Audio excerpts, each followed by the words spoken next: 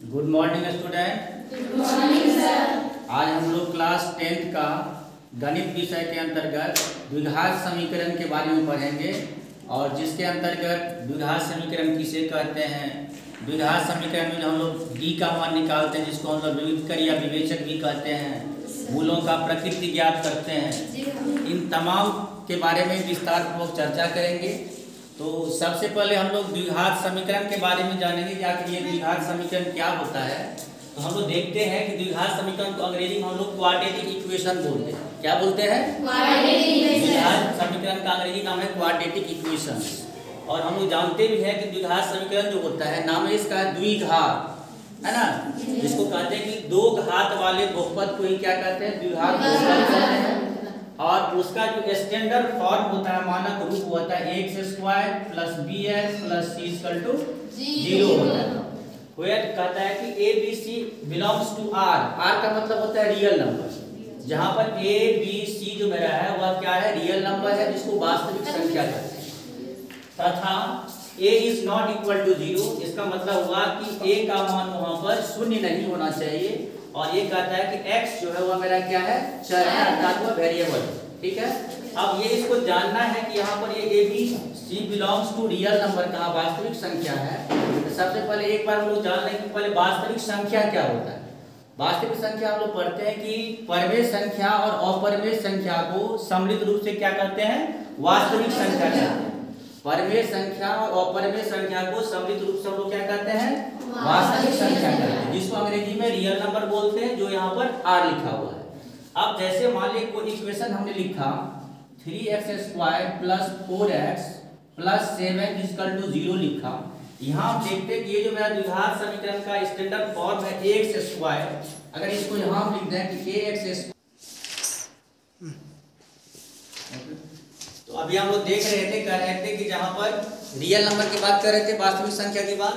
अभी हमने एक समीकरण लिया कि 3x² + 4x + 7 = 0। यहाँ क्या देखते हैं कि ये जो मेरा स्टैंडर्ड फॉर्म है द्विघात समीकरण का ax², तो x² का गुणांक यहाँ a है। और यहाँ देखते हैं यहाँ पर क्या है? a के स्थान पे 3 है, अर्थात a का वैल्यू मेरा यहाँ पर 3 हो गया। x का गुणांक यहाँ पर क्या है? b के स्थान पे यहाँ 4 है, ये क्या हो गया? b का वैल्यू 4 हो गया। c का मतलब होता है कांस्टेंट टर्म जो है पूरा उतार देना है। c का मतलब क्या हो गया? वो बहु वही नंबर 7 हो गया। a मेरा 3 हो गया, b 4 हो गया, c मेरा 7 हो गया। अब ये देखते हैं कि a b c belongs to r। ये तीनों जो मेरा है ये रियल नंबर है। इसके कहने का मीनिंग यही था कि a b c तीनों जो वैल्यू 3 4 7 निकला वह मेरा वास्तविक संख्या है। और कहता है a is not equal to 0। अब देखो a का वैल्यू यहाँ पर क्या 3 है, जो कि 0 नहीं है उसकी कंडीशन को। और कहता है कि x जो है वह चर है। x का मान देखो कहाँ पर ये है? वह वेरिएबल है, वो कह ही रहा है। अब आगे इसमें हम लोग द्विघात समीकरण के आधार पर ये देखते हैं, जब आगे हम लोग निकालते हैं एक डिस्क्रिमिनेंट आता है, जिसको हम लोग अंग्रेजी में डिस्क्रिमिनेंट कहते हैं और उसको शॉर्ट में डी बोलते हैं। हमारे बुक में जब उसको देखेंगे तो वहां पर लिखा हुआ वर्ड है विविक्तकर, जिसका दूसरा नाम विवेचक भी है। तो ये d बराबर क्या होता है? b² - 4ac। और b मेरा यहाँ से आया bac जो वैल्यू है। तो ये जब हम डिस्क्रिमिनेंट निकालते हैं, विवेचक निकालते हैं, तो उसके द्वारा हम ये दिखाते हैं कि कोई समीकरण जो है वह हल करने के बाद वह वास्तविक है या नहीं, मूल उसके वास्तविक होंगे या नहीं होंगे। ये डिपेंड करता है किस पे? d के वैल्यू पर, अर्थात b² - 4ac का जो मान निकालते हैं उस पर निर्भर करता है। तो अगर मेरे पास कोई समीकरण है, जैसे हमने कहा कि d बराबर यहाँ पर निकालना है, हमको विवेचक निकालना है, और एक समीकरण मेरे पास ये ऐसा लिखा हुआ है कि 2x² - 7x + 3 = 0। और कहता है कि इसका विवेचक ज्ञात करो। तो हम लोग क्या करेंगे? सबसे पहले a = 2, b = -7, c = 3। d बराबर मेरा फार्मूला है b² - 4ac। तो हम लोग क्या देख लेते हैं? b² का मतलब क्या हो जाएगा यहाँ पर?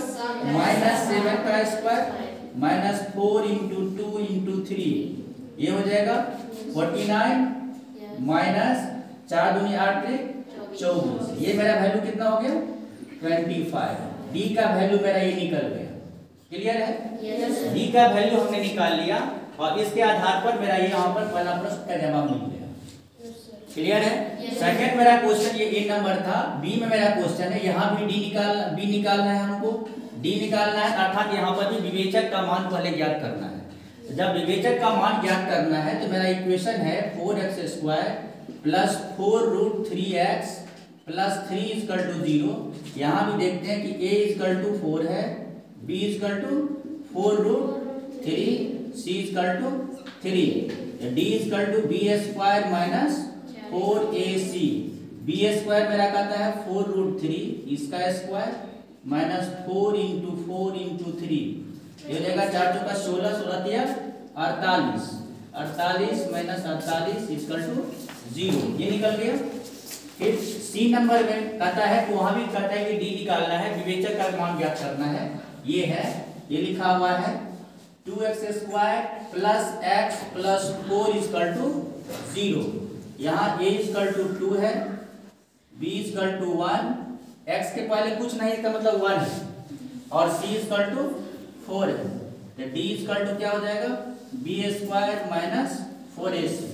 b² का मतलब 1 का स्क्वायर माइनस 4 इंटू 2 इंटू 4, क्या हो जाएगा 1 माइनस 4 दूनी 8 चौक 32, ये घट गया तो क्या हो गया माइनस 31। इस टाइप से अगर सवाल हमको देगा कि दे देगा कि ये द्विघात, पहले देख लेना कि द्विघात समीकरण में है या नहीं है, तो देख लेंगे कि x का घात यहाँ पर मैक्सिमम 2 है तो द्विघात समीकरण में होगा। उसके बाद ABC निकाल करके और जो मेरा ये D निकालने का फॉर्मूला है जिसको विविधकर कहते हैं या विवेचक कहते हैं, b² माइनस 4ac में डालते हैं तो हम देखते हैं इस प्रकार मेरा वैल्यू 25 फर्स्ट में आता है, B में 0 आ गया और C में माइनस 31 आ गया। अगर D निकालना है तो हम लोग यही निकाल करके आंसर लिखते हैं। अब उसके आगे क्या आता है, विवेचक के बाद हम देखते हैं, ये मेरा है द्विघात समीकरण के मूलों की प्रकृति, है ना। कहता है कि नेचर ऑफ रूट्स क्या होता है, तो नेचर ऑफ रूट्स में हम लोग पढ़ते हैं 3 मेरे पास कंडीशन आता है। अभी हम लोग डी का वैल्यू निकाले, विवेचक क्या किए हैं, तो हम लोग क्या देखते हैं, पहला कंडीशन आता है कि डी बराबर 0 आता है। दूसरा कंडीशन मेरा क्या आया है, डी का मान ग्रेटर देन 0, ये आया है, 0 से बड़ा आया है। डी का मान कहीं 0 आया है बी नंबर में, कहीं डी का मान 25 आया है तो वो 0 से बड़ा है क्या। और तीसरा नंबर जो वैल्यू है डी का मान जो है वह लेस देन 0 है। अगर डी बराबर 0 होगा तो ये क्या होता है, मूल वास्तविक और समान होंगे, मूल वास्तविक और समान होंगे, समान होंगे। और अगर डी का मान 0 से बड़ा होता है उस स्थिति में क्या होगा, मूल वास्तविक और असमान होंगे, और असमान होंगे। अब यहां पर कहता है कि यहां जब डी का मान लेस देन 0 होगा, नेगेटिव में होगा, तो वह क्या होगा कि मूल वास्तविक नहीं होंगे। क्या होगा, वास्तविक नहीं होंगे। इस केस में क्या होगा, आगे हम लोग हल नहीं करते हैं। 3 मेरे पास कंडीशन आएगा, एक आएगा डी का वैल्यू 0 है, अगर ऐसा आता है तो मूल वास्तविक और समान होंगे, जो कि मेरे पास ये बी नंबर को सेटिस्फाई करता है। इसको हल किए हैं और हल करने के बाद मेरा डी का मान क्या निकला है, 0। अब यहाँ पर नीचे में क्या लिख देंगे कि यहाँ पर अतः इसके मूल वास्तविक और समान होंगे, क्योंकि यहाँ लिखेंगे डी बराबर 0, अतः मूल वास्तविक और समान होंगे। और प्रकृति ज्ञात करने के लिए हम लोग क्या देख रहे हैं, पहले हमको डी निकालना ही पड़ेगा, है ना, उसके बाद ये कंडीशन लिखते हैं। सेकेंड मेरा है कि डी ग्रेटर देन 0। हमने ये जो इक्वेशन मेरा है 2x² माइनस 7x प्लस 3 बराबर 0, सबसे पहले इसका हमने डी निकाल लिया, विवेचक निकाल लिया, और ये क्या निकला 25। तो 25 निकला, तो 25 क्या है, 0 से बड़ा है। इसको लिख सकते हैं कि 25 या डी इक्वल टू 25, ये ग्रेटर देन क्या है, 0 है। इसका मतलब क्या होगा, अतः इसका मूल क्या होगा, मूल वास्तविक और असमान होंगे, वास्तविक और असमान होंगे। तीसरा केस है मेरा यहाँ पर d इज लेस देन 0, अर्थात d का मान 0 से छोटा होता है तो वहाँ मूल वास्तविक नहीं होता है, अर्थात कोई हल उसका नहीं होता है। यहाँ हमने देखा कि 2x² plus x plus 4 equal to 0, इसका जब हम लोग d का मान निकालें तो कितना निकला है -31। तो -31 नेगेटिव नंबर जो भी होता है वह क्या होता है 0 से छोटा होता है। All negative number are less than 0, इसका मतलब d equal to -31 is less than 0 आता है, क्या हो जाएगा मूल वास्तविक नहीं होंगे, मूल वास्तविक नहीं होंगे। अब ये मूल की बात जो हो रही है, अब ये दो चीज हम लोग जान गए, अभी डी निकालना जान गए। अगर कहेगा विविधकर ज्ञात करो और कहेगा मूलों की प्रकृति ज्ञात करो, तो विविधकर निकालने के लिए सिर्फ डी का वैल्यू निकाल देंगे और यहाँ जैसे यहाँ पर निकला क्वेश्चन में तो ये 25 तक हो गया। मूलों की प्रकृति ज्ञात करने के लिए कहेगा तो उससे एक स्टेप आगे बढ़ जाएंगे, करना ही पड़ेगा। अब उसके बाद हर एक में जो लिखा है मूल वास्तविक और समान होंगे, इसका मतलब जानना है कि द्विघात समीकरण में दो और केवल दो ही मूल होता है। क्या होता है द्विघात समीकरण में दो और केवल दो ही मूल होता है, एक अल्फा और बीटा। ये ध्यान रखना है कि quadratic equations have two and only two roots alpha and beta. Clear है? इसको हम लोग पढ़ते भी हैं। तो सबसे पहले हम लोग ये देखते हैं कि जब दिया हुआ जो प्रश्न है वह द्विघात समीकरण में है या नहीं है, उसके लिए हम लोग क्या कर लेते हैं एक बात कि उसको चेक करते हैं कि द्विघात समीकरण में वह है या नहीं है। जैसे मान ले पहला प्रश्न यहाँ लिखा हुआ है x + 1 का होल स्क्वायर, x + 1 का whole square equal to 2 × x - 3। इसको चेक करना है कि द्विघात समीकरण में है या नहीं है, जांच करना है। तो हम लोग क्या देखते हैं, हमारे पास जो 10th का बुक है उसमें 4.1 चैप्टर में पहला सवाल यही है, 5-7 सवाल। तो उसको देख के नहीं करेंगे, उसको सॉल्व करके देखेंगे। तो जैसे इसको सॉल्व करेंगे तो ये हो जाएगा a + b का होल स्क्वायर है, x² + 2x + 1 equal to 2 × x, 2x - 2 × 6। अब इसको सॉल्व कर लेंगे तो x² + 2x + 1 इसको इधर लो, -2x + 6 इक्वल टू 0, 2x से 2x कट गया, x² + 7 इक्वल टू 0। अब हम क्या देखते हैं यहाँ पर x के पावर कितना है 2 है, +7 है। द्विघात समीकरण है या नहीं है? अब लिखेंगे अतः यह जो दिया गया समीकरण है ये द्विघात समीकरण है, क्योंकि x का पावर यहाँ x अधिकतम क्या है 2 है। क्लियर है? ऐसा ही अगर हमको कहीं पर और जांच करने के लिए देगा तो सबसे पहले हम सॉल्व कर लेंगे, देख लेंगे कि उसका मैक्सिमम पावर जो है वह 2 है या नहीं है।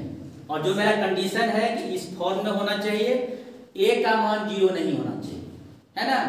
भले ही मेरा b 0 हो जाए कोई दिक्कत नहीं, लेकिन a का मान 0 नहीं होना चाहिए। और इसके अलावा भी द्विघात, जैसे अभी हमने बताया कि द्विघात समीकरण के अंतर्गत हमने कहा कि द्विघात समीकरण के दो मूल अल्फा और बीटा होते हैं। तो दो मूल जो अल्फा और बीटा होते हैं, जिसको अल्फा और बीटा बोलते हैं, हम लोग एक चीज और निकालना जानते हैं, कहते हैं कि मूलों का योगफल। क्या बोलते हैं? मूलों का योगफल। और एक कहते हैं मूलों का गुणनफल। तो मूल तो मेरे पास कौन कौन हुआ अल्फा और बीटा। अगर कोई हमसे पूछता है कि द्विघात समीकरण में कितने मूल होते हैं या कितने शून्यक होते हैं, तो क्या बताएंगे द्विघात समीकरण में 2 और केवल 2 शून्यक होते हैं, अल्फा और बीटा। अगर मूलों का योगफल निकालना है तो अल्फा + बीटा लिख देते हैं, हो गया ये बराबर क्या होता है -b/a। क्या होता है -b/a। और अल्फा × बीटा क्या होता है, जिसको बोलते हैं मूलों का गुणनफल, इसका क्या होता है c/a। इस फार्मूला को भी याद रखेंगे, क्योंकि यहाँ पर हमने चर्चा भी कर दिया है कि द्विघात समीकरण के दो मूल अल्फा और बीटा होता है। तो इसके आधार पे अगर हमको कहीं कोई सवाल दे दिया और कह दिया कि ये 3x² + ये 5x + ये लिख दिया 6 = 0, और इस समीकरण में कहेगा कि मूलों का योगफल और गुणनफल ज्ञात करो, हम कर सकते हैं, क्योंकि हमको ये पता है कि a = 3, b = 5 एंड c = 6 है। अब अल्फा + बीटा निकालना है, माइनस फार्मूला से लिखो, b का वैल्यू क्या है 5, a का वैल्यू क्या है 3, हो गया आंसर। अब ये निकालना है c/a, c का वैल्यू क्या हो जाएगा 6, a का वैल्यू क्या हो जाएगा 3/2। ये क्या हो गया 6/3 = 2। तो अभी तक हम लोगों ने यहाँ तक क्या देखा कि द्विघात समीकरण के अंतर्गत कि द्विघात समीकरण का जो मानक रूप होता है वह क्या होता है, ax square plus bx plus c equal to 0, जहां पर हम लोगों ने देखा कि a b c जो है वह वास्तविक संख्या होती है और उसके आधार पर वहां पर हम लोगों ने एक पढ़ा विविधकर का ज्ञात करना, जिसको डिस्क्रिमिनेंट बोलते हैं या विवेचक बोलते हैं, जिसका हमने कहा कि b square minus 4ac formula होता है। और उसके आगे हम लोग विवेचक निकालने के बाद मूलों के प्रकृति के बारे में जाने कि मूलों का प्रकृति अगर ज्ञात करना रहेगा तो सबसे पहले उसका हम लोग विविधकर निकाल लेंगे और विविधकर निकालने के बाद अगर वह विविधकर का मान d का मान अगर 0 आ जाता है तो उसके प्रकृति में लिख देते हैं कि मूल वास्तविक और समान होंगे, और अगर d का मान 0 से बड़ा आ जाता है तो उस केस में लिखते हैं उसकी प्रकृति क्या होता है, वास्तविक और समान होंगे। और जब d का मान माइनस में आ जाता है, 0 से छोटा होता है, तो वहां हम लोग क्या करते हैं, लिखते हैं कि मूल वास्तविक नहीं होंगे या इसके कोई मूल नहीं होंगे, यही तथ्य लिखते हैं। और लास्ट में हम लोगों ने वहां पर देखा कि अगर हम याद करेंगे कि मूलों का योगफल और गुणनफल क्या होता है, जो माइनस b/a और c/a होता है, उस पे आधारित कुछ प्रश्नों को देखें तो हम देखेंगे कि ये जो हमारा एक्सरसाइज बुक में देखेंगे, ये 4.1 में कुछ क्वेश्चन मिलेगा और 4.4 में भी क्वेश्चन मिलेगा जो इस पे आधारित प्रश्न है। तो हम चाहेंगे कि जितने बच्चे अभी क्लास में अटेंड किए हैं, निश्चित रूप से आप क्या करेंगे, इसको अपने अपने बुक में बनाएंगे, तो निश्चित रूप से आप द्विघात समीकरण के बारे में जितना पढ़े हैं उससे आप अवगत हो पाएंगे और आपको बहुत सा सवाल बनाने में मददगार साबित होगा। बहुत बहुत धन्यवाद।